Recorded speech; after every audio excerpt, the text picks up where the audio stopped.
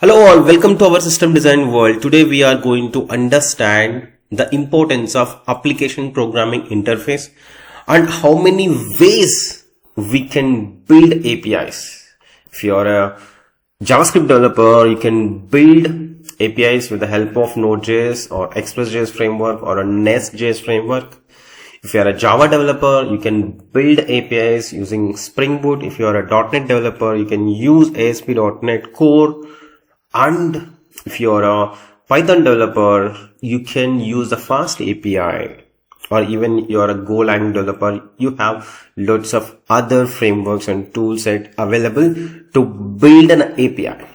So first of all, let's understand what is an API and what is the importance of application programming interface in real-time applications. Okay, if you see, so you can take any example, suppose Amazon or Flipkart or a YouTube or any application. Everyone is interacting from client to the server with the help of API.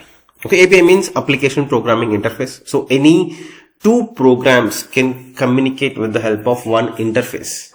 It's a simple definition, yes. Okay, suppose server, if you want to connect from client to the server, with the help of API, we can interact with it. And if you want to communicate from server to server, yes, in real-time world, we can connect from server to server. In that situation also, we can use APIs. Okay, we are going to dive deep into all the concepts. Let's understand few important things in this session. The first one is,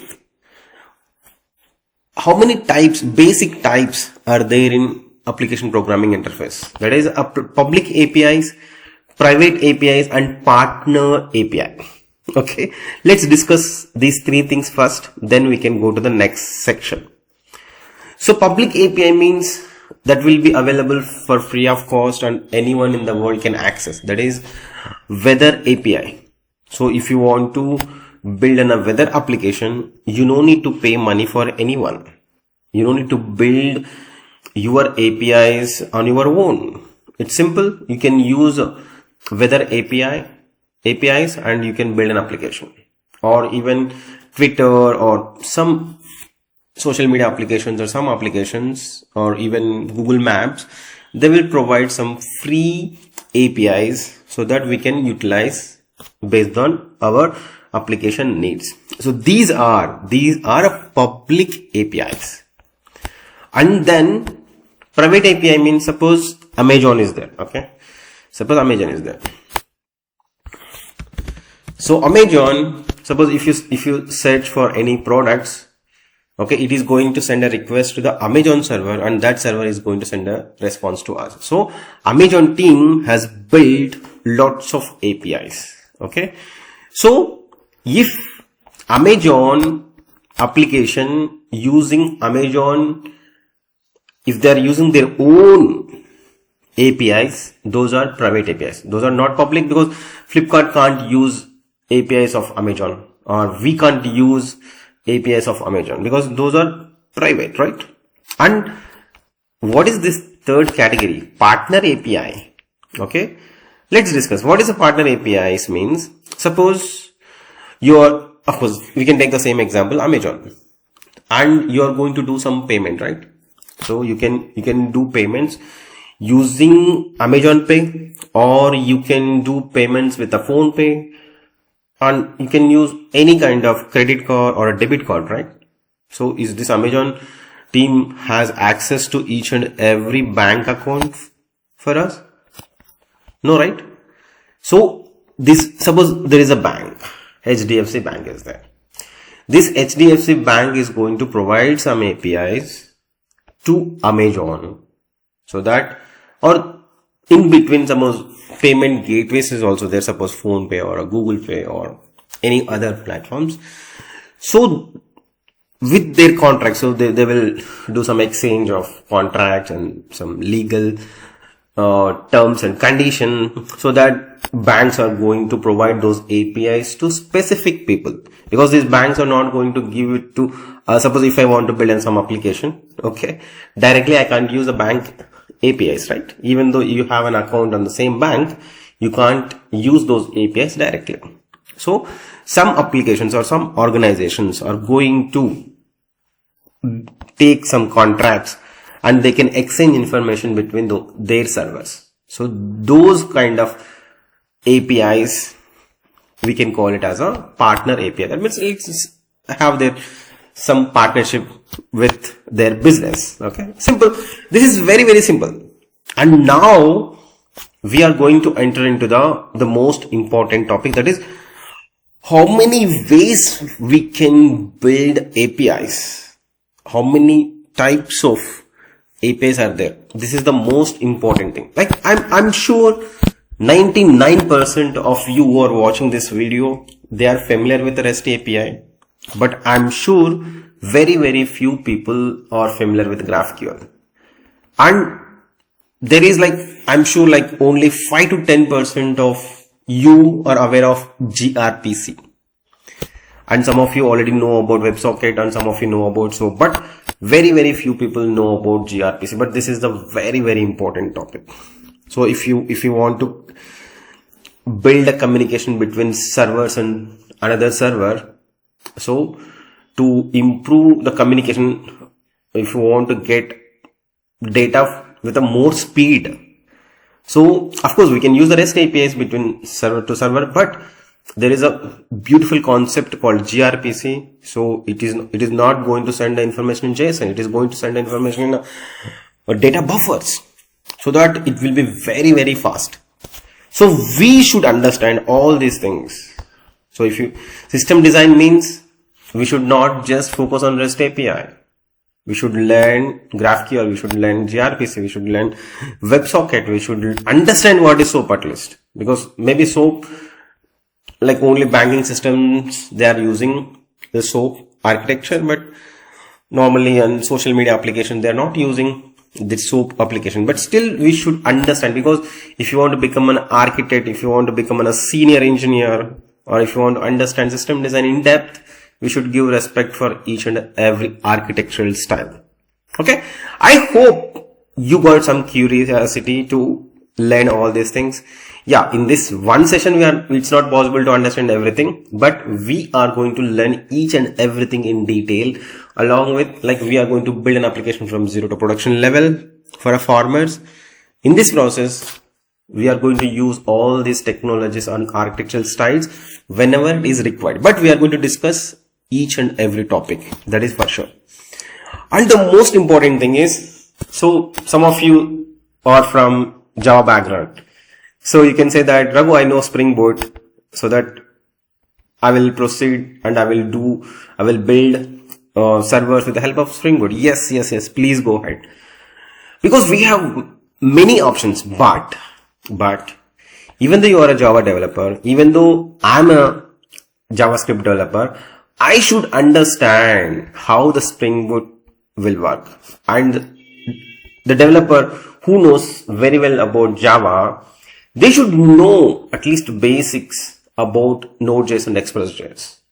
Then only we can understand the system design, because based on the requirement, sometimes using Express.js is the best option. Sometimes it's better to go with a Spring Boot. Sometimes we can go with a fast API. Sometimes it's better to choose ASP.NET Core. So we should not fall in love with one technology or one framework.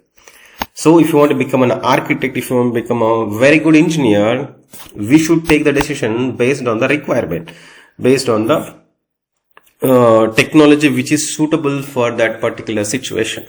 Okay. So just let me know in the comment section which programming language you are master, and which is your favorite framework to build APIs. And many of you already know about these terminologies. We can discuss all these things in coming sessions. Okay, that HTTP versions, methods, status codes, and headers and cookies, and how we can implement caching. And the most important topic is authentication and authorization for any application. If you're putting that in a production, and if you're implementing login mechanism, we should understand how to build authentication and authorization. So in that process, so we can achieve with the help of APIs, right? So JWT is one way, and OAuth and session based approach. There are different approaches.